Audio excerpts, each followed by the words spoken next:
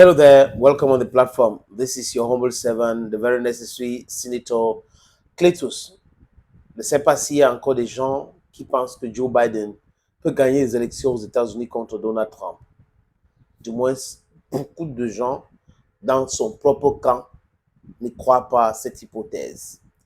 This is your Bamenda man, this is your Ekona man, this is your Ngi man, this is your Bakure man, and proudly so anglophone. Les différentes sorties de Joe Biden démontrent que Joe Biden est fatigué. Je dis encore ici, personne ne se moque de vieux chez nous en Afrique. On respecte les vieux. Parce que pour nous, ce sont des bibliothèques. Ce sont les gens qu'il faut consulter pour comprendre le comment et le pourquoi, les vieux. Parce que quand nous, on parle de l'histoire sur notre plateforme en disant consultons l'histoire, ce vieux-là connaissent l'histoire. Et quand ils nous racontent cette histoire par leur vécu, ça nous aide à bien avancer. C'est pour cette raison qu'on les considère comme bibliothèque. Parce que pour la gouverne de certaines personnes, l'histoire qui est écrite aujourd'hui a commencé après l'invention de l'écriture par les Africains. L'histoire écrite. Mais l'histoire était orale, donc racontée. Et à l'époque, les parents réunissaient les enfants et tout pour leur raconter l'histoire. Moi, par exemple, je me suis tellement intéressé à l'histoire du monde, à l'histoire de l'Afrique, à l'histoire de mon environnement, et j'ai posé des questions à tous les aînés que je rencontrais, qui me racontent dans telle année, tu es né en telle année, il y avait quoi, comment ça se passait et autres. Et à chaque fois que ces aînés-là, ces grands frères, ces parents-là me parlaient, ça m'édifiait. Heureusement pour moi que j'ai gardé beaucoup de ces histoires-là, et ça m'aide aujourd'hui, comme les autres. Donc ici, quand vous venez, commander, demander, convoquer l'histoire pour comprendre comment c'était, comment ça s'est passé, pourquoi et comment faire pour avancer aujourd'hui. Parce qu'on ne peut pas avancer sans toutefois avoir tous ces détails. Donc les aînés là, c'est des gens qu'on protège chez nous. C'est pour ça qu'il n'y a pas de maison de retraite en Afrique. Les parents, les grands-parents vivent avec nous. On les protège, on les nourrit, on les habille. Mais chez les Caucasiens, il y a des maisons spécialisées pour eux. Comme vous dit, après, dans votre vieillesse, vous êtes exclus. Vous voyez un peu? Voilà la différence entre nos deux sociétés. Donc nous, quand on parle de Joe Biden ici, personne n'a l'intention de se moquer de lui. On parle des faits. Quand vous ne pouvez pas courir, hein, il y a les Jeux olympiques qui vont commencer là. Vous avez gagné. Usain Bolt aujourd'hui ne peut pas dire qu'il va venir représenter la Jamaïque parce qu'il avait gagné. Non. Vous passez à autre chose pour être vieux. Vous n'avez pas la capacité. Donc, il y a la capacité physique et la capacité intellectuelle. À un moment donné, on oublie beaucoup parce qu'on est âgé. Il y a le retard de production des cellules. Il y a beaucoup de ces choses-là qui viennent de façon naturelle. Donc, laisser le pays entre les mains des plus jeunes, c'est la meilleure idée qui peut traverser l'esprit de quelqu'un qui pense développement, qui pense l'évolution de sa société et de son peuple.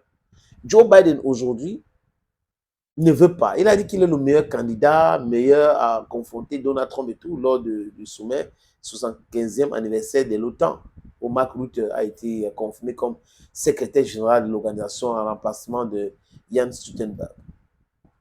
Mais lors de ce sommet de l'OTAN, pour présenter Volodymyr Zelensky, il a dit Vladimir Poutine.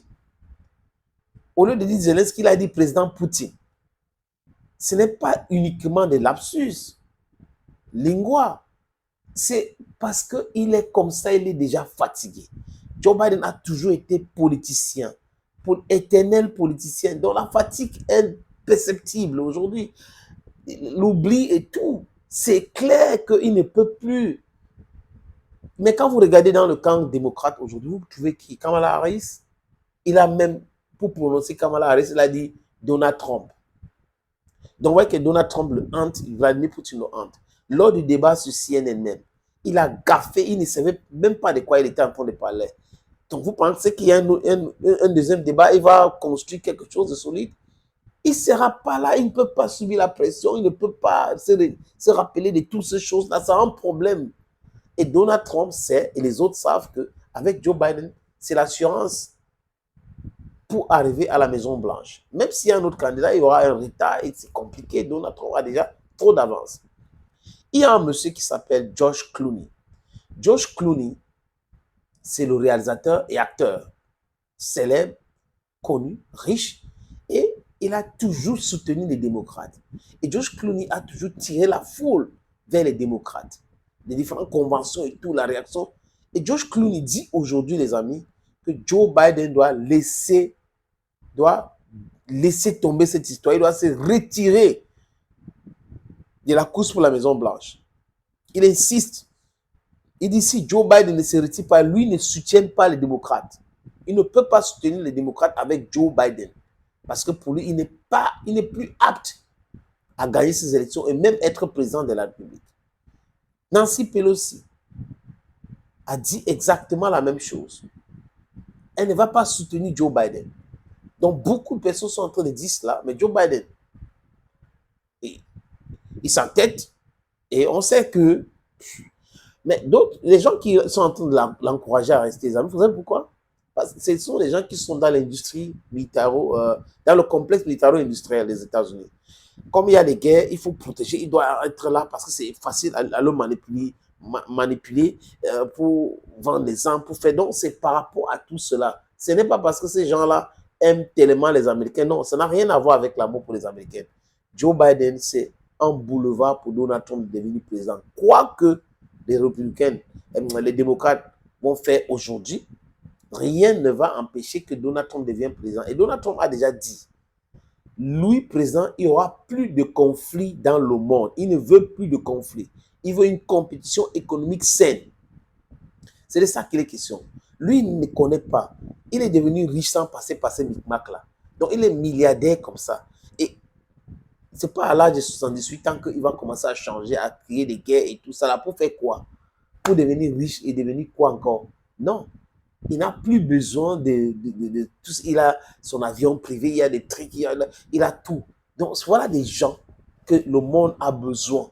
Je ne dis pas qu'il est sain, mais il est 1000 fois mieux que Macron en France, qui est entré dans le déni. Il perd les élections, mais il veut contrôler le pouvoir. Ça ne va pas marcher pour lui parce que la France insoumise, le nouveau Front populaire a déjà annoncé les hostilités.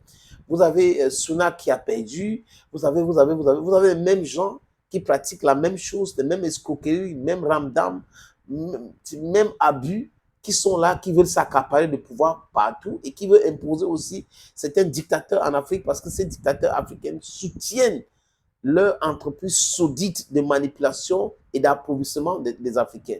Les amis, George Clooney a parlé, mais honnêtement, en vous parlant honnêtement, je pense que Donald Trump sera le prochain président des États-Unis. Thank you, friends. Thank you again for watching, and bye-bye.